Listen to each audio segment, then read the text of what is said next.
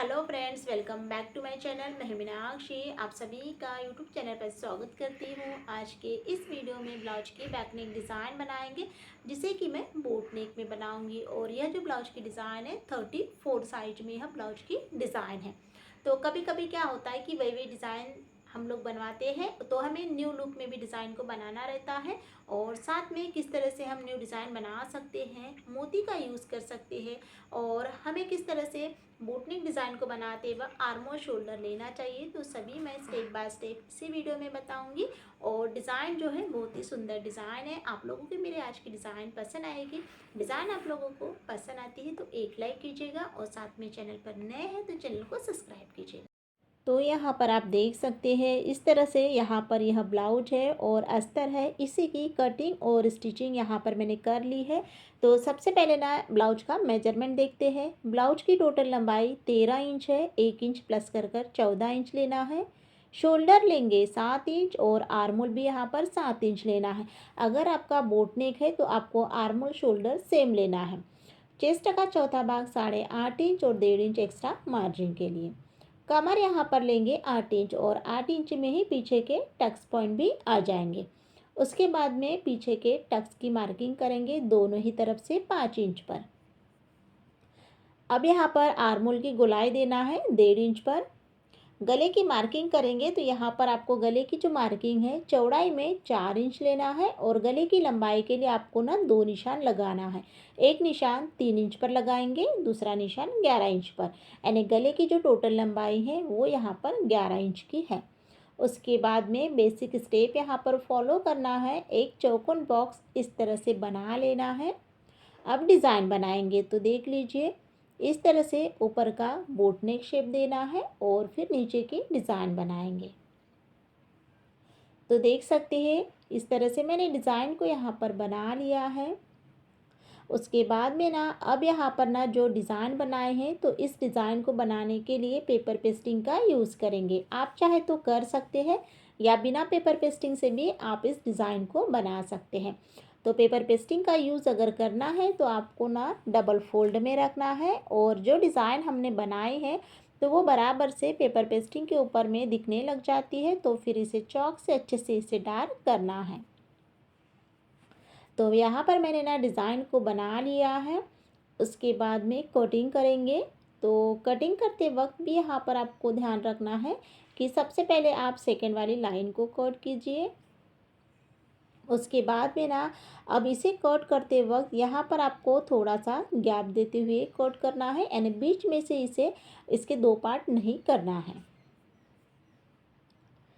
तो देख सकते हैं इस तरह से गले की जो कटिंग है वो यहाँ पर मैंने कर ली है। कटिंग हो जाने के बाद में स्टिचिंग करने के लिए किस तरह से हमें ब्लाउज अस्तर डिज़ाइन को रखना है, तो वो यहाँ पर देखते हैं।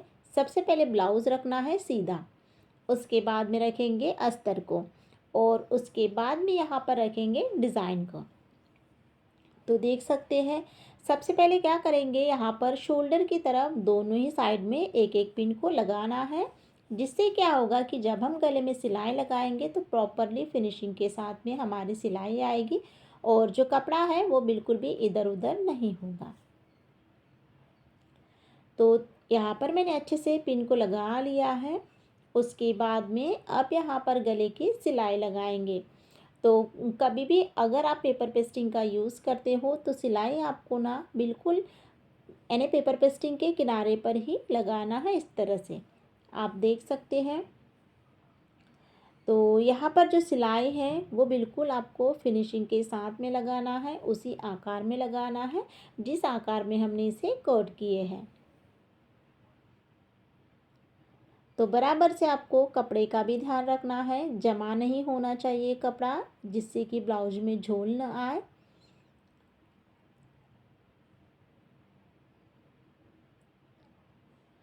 तो देख सकते हैं इस तरह से यहाँ पर ना जो गले की जो सिलाई है वो यहाँ पर मेरी कंप्लीट हो गई है। उसके बाद में ना नीचे की कमर पट्टी की सिलाई लगाएंगे, जिससे क्या होगा कि थोड़ा सा हमारा टाइम बचेगा, और गला और कमर पट्टी दोनों ही एक साथ कंप्लीट हो जाएंगे। अब यहाँ पर पिन को निकाल लेना है, और फिर गले की कटिंग करेंगे। बीच में से कट करते हुए डिज़ाइन को अच्छे से कट करना है। और कट आपको ना बिल्कुल पेपर पेस्टिंग से चिपका कर कट नहीं करना है, थोड़ा सा गैप देते हुए ही कट करना है। उसके बाद में ना पलटने के लिए सभी तरफ छोटे छोटे कट लगाएंगे इस तरह से। उसके बाद में अब यहाँ पर ब्लाउज को सीधा करेंगे। तो सबसे पहले ना कॉर्नर है, इसे आपको बाहर निकालना है इस तरह से। उसके बाद में ना अस्तर और ब्लाउज के बीचों बीच में से ब्लाउज को सीधा करेंगे। तो देखिए फ्रेंड्स, कभी भी आप गले की सिलाई और कमर पट्टी की सिलाई लगाओ तो आपको ना इसी प्रोसेस में ब्लाउज को सीधा करना है, यानी अस्तर को अंदर की तरफ फोल्ड करना है। तो देख सकते हैं यहाँ पर इस तरह से जो अस्तर है उसे ना अंदर की तरफ फोल्ड करते हुए अब यहाँ पर जो हमारा गला है तो इसमें ना बहुत ही सुंदर सी डिज़ाइन बनाएंगे। तो सबसे पहले क्या करना है, एक फिनिशिंग सिलाई यहाँ पर आपको कंप्लीट करना है। आप ना कोई भी डिज़ाइन बनाओ तो डिज़ाइन को बनाने के पहले एक फिनिशिंग सिलाई आपको गले में लगाना है, उसके बाद में ही फिर डिज़ाइन को बनाना है।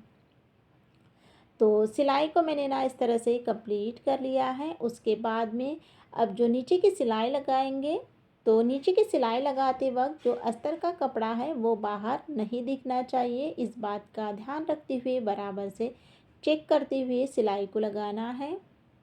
उसके बाद में ब्लाउज़ को ना उल्टा करेंगे और 5 नंबर की सिलाई से अस्तर और ब्लाउज दोनों को ही अच्छे से यहाँ पर जॉइन करना है।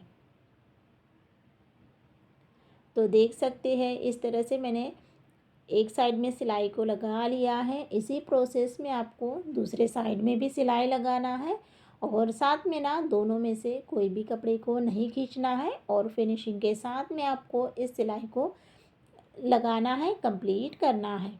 उसके बाद में ना अब ब्लाउज की फिनिशिंग करेंगे, यानी एक्स्ट्रा कपड़ा है अच्छे से कट कर निकाल लेना है। अब यहाँ पर ये हमारी सिंपल सी डिज़ाइन हो गई है। इसी डिज़ाइन को ना डेकोरेट करने के लिए यहाँ पर ना मैंने अलग से कपड़ा लिया है जिसकी लंबाई चौड़ाई 2.5 इंच की रखी है। अब इसकी ना डिज़ाइन बनाएंगे। तो यहाँ पर जो कपड़ा है तो इसकी जो लेंथ है 2.5 इंच की रखी है। आप अपने अकॉर्डिंग, आपको डिज़ाइन छोटी चाहिए तो 2 इंच ले सकते हैं और बड़ी साइज की चाहिए तो फिर आप 3 इंच भी ले सकते हैं। तो यहाँ पर आपको क्या करना है, हमें ब्लाउज को बनाने के लिए जितनी डिज़ाइन लगेगी ना तो सभी डिज़ाइन को आपको ना एक साथ ही कंप्लीट कर लेना है। तो यहाँ पर मैं इसी तरह से ना सभी डिज़ाइन को एक साथ कंप्लीट कर लूँगी जितनी डिज़ाइन यहाँ पर हमें ब्लाउज में लगेगी।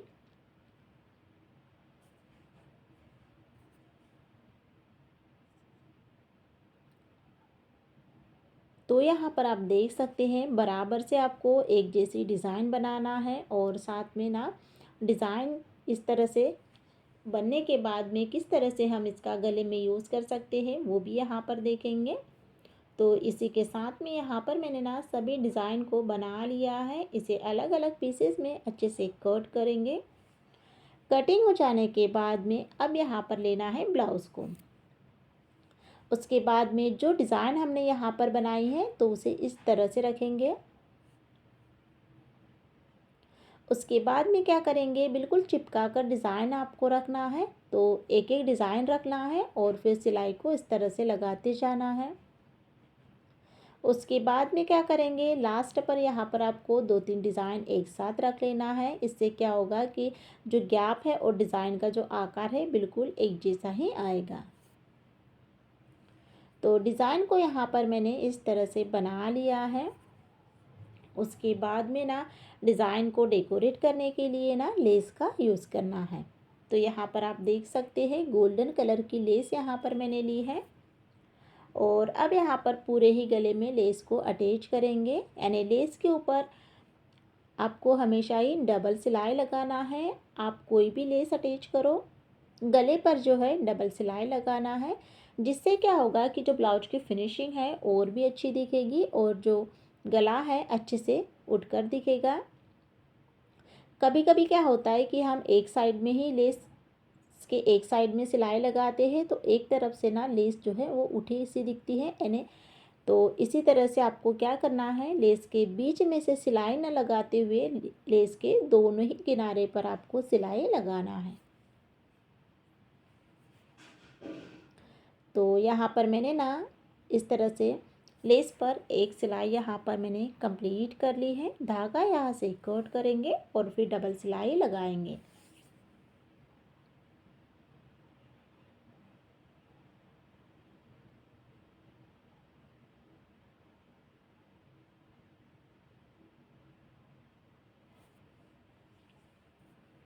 तो देख सकते हैं इस तरह से यहाँ पर ना जो लेस है, लेस पर मैंने डबल सिलाई को लगा लिया है। डबल सिलाई यहाँ पर मेरी कंप्लीट हो गई है। उसके बाद में अब यहाँ पर ना लटकन बनाएंगे। तो कभी कभी क्या होता है कि लटकन बनाने के लिए कपड़ा जो है वो नहीं बच पाता है, यानी कभी कभी छोटा कपड़ा रहता है तो कपड़ा नहीं रहता है। तो क्या करना है, इस गले में से जो हमारा कपड़ा बचा था उसी का यूज़ कर कर लटकन को बनाना है। तो यहाँ पर मैंने इस तरह से एक सिलाई लगाते हुए कोट लगाया है। उसके बाद में एक फिनिशिंग सिलाई लगाएंगे। और यह जो लटकन है ना, जो ऊपर का बोटनी गला हमने कट किए थे 3 इंच का, तो उसी में से जो कपड़ा बचा था उसी का यूज़ करते हुए लटकन को यहाँ पर मैंने बनाए हैं। तो देख सकते हैं इस तरह से लटकन पर डबल सिलाई यहाँ पर मैंने लगा ली है। उसके बाद में ना अब यहाँ पर लटकन को ना सीधा करेंगे। लटकन को सीधा करना है और उसके बाद में बीच में से कट करते हुए डोरी को गले में अटैच करेंगे। तो जब भी आप गले में डोरी को लगाओ, अच्छे से आपको 3-4 बार सिलाई लगाना है दोनों ही साइड में। अब क्या करेंगे, यहाँ पर हमने जो डिज़ाइन बनाई है तो इस पर मोती का यूज़ करेंगे। तो सबसे पहले ना जो पीछे के टक्स है वो यहाँ पर कंप्लीट कर लेते हैं। तो दोनों ही साइड में मैंने टक्स को यहाँ पर कंप्लीट कर लिया है। टक्स कंप्लीट हो जाने के बाद में ना अब यहाँ पर जो हमने डिज़ाइन बनाई है तो इस पर ना मोती का यूज़ करेंगे। तो मोती को लगाने के लिए आपको धागा ना 4 फोल्ड में लेना है और यहाँ पर इस तरह से मोती को अटैच करना है। तो मोती का जो साइज है ना वो आप अपने अकॉर्डिंग भी इसमें कम ज़्यादा कर सकते हैं। और सभी डिज़ाइन के ऊपर से आपको इसी तरह से मोती को लगाते जाना है।